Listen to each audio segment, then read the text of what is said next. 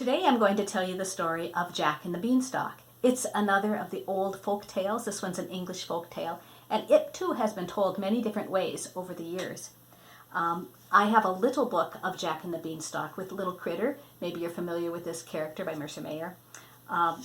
My little book has lift the flaps pages so you can see when Jack gets up to the castle, when he meets the giant's wife.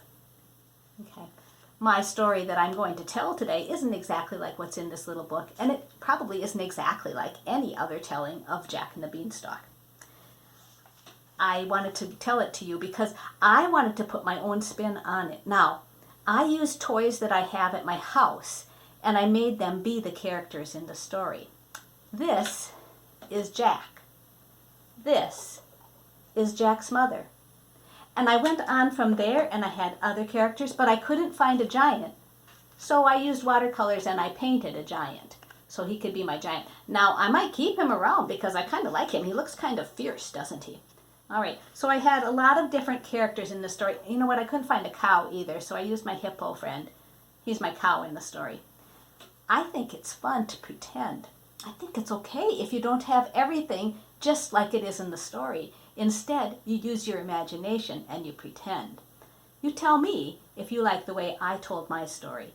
And then, why don't you try to tell the story at home with whatever things you have at your house? This is the story of Jack and the Beanstalk. This is Jack, this is his mother, and this is their cow. Jack and his mother and their cow lived happily together in a little house, in a little town, for a long time. And then things started getting crazy. A giant started coming to their country, and all over the place the giant was taking things from people. Soon the giant stepped on the fields that grew the crops, and there were no crops to be grown. So Jack and his mom became very poor, and they needed food. Jack's mom said to him, "Jack, you need to sell our cow, and the cow will get us some money so we can buy some food." "Okay," said Jack, and he went to sell the cow. He didn't get very far before he met someone, a stranger he had never seen before. The stranger said, "Jack, I hear you want to sell your cow." Jack said, "Yes, we need some money to buy some food." The stranger said, "I have something better than money. I have magic beans. Would you like some of those?" "Well, of course," said Jack. So the stranger emptied his bag into a wheelbarrow. Whoa! And the stranger gave Jack some magic beans. Jack said thank you, and he took his magic beans back to his house, and the stranger took Jack's cow. So there came Jack with his magic beans back to his house, and he showed his mother the magic beans he had gotten. Well, his mother was not as happy as he had expected. His mother said, "Jack, what have you done? You've sold our cow, the only thing we have that could make money, and you've sold our cow for worthless beans. Jack, I'm going to throw those beans out in the yard, and you can go to bed without any supper." Jack was so sad. He went inside his house, and he did go to bed without any supper. And there, soon enough, there came nightfall.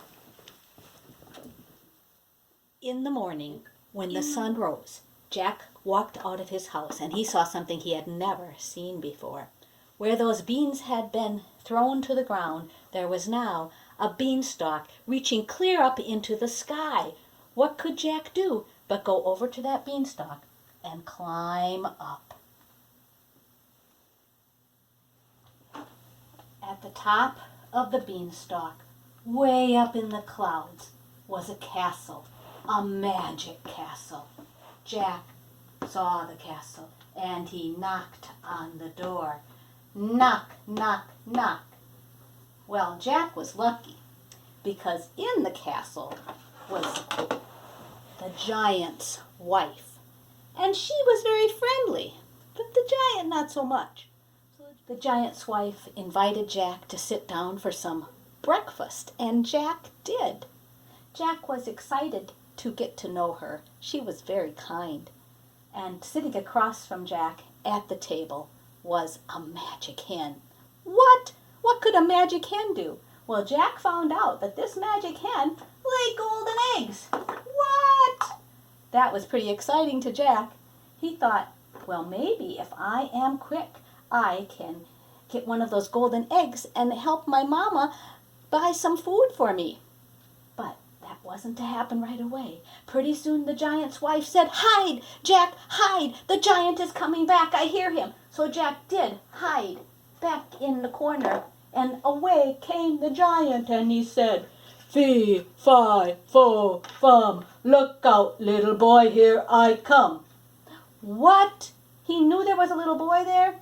Well, his wife said, "No, you're wrong. There's no little boy here. You might as well take a nap." And so the giant did. The giant liked to nap on the cloud because he was so big he didn't even fit inside his own castle.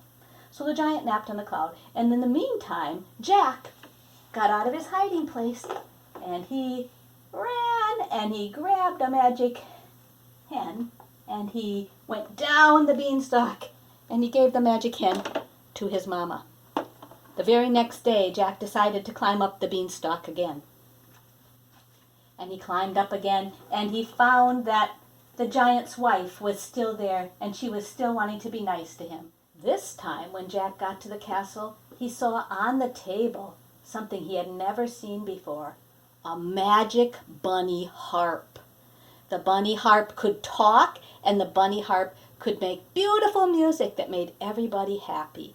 So what could Jack do? He listened to the music and he was so happy.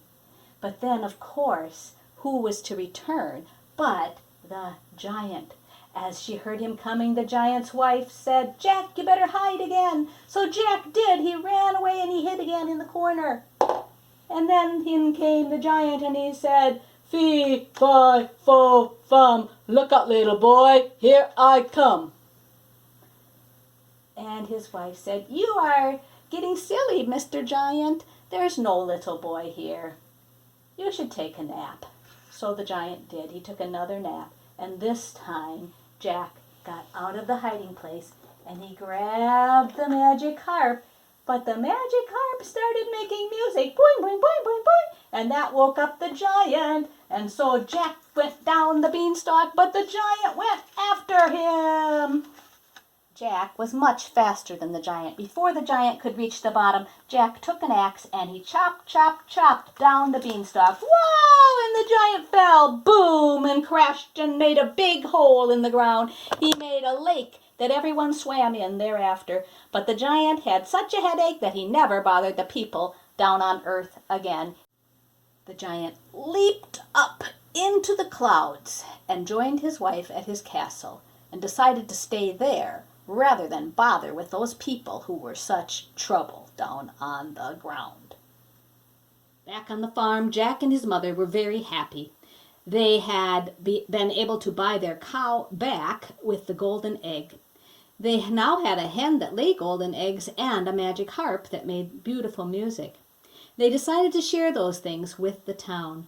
They gave away golden eggs to anyone else who wanted them, and they lived happily ever after. That's the end of my story. What did you think? Could you tell it better? I hope so. I hope you'll try. Right now, I'm going to eat one of my golden eggs. Looks delicious, doesn't it? See you later.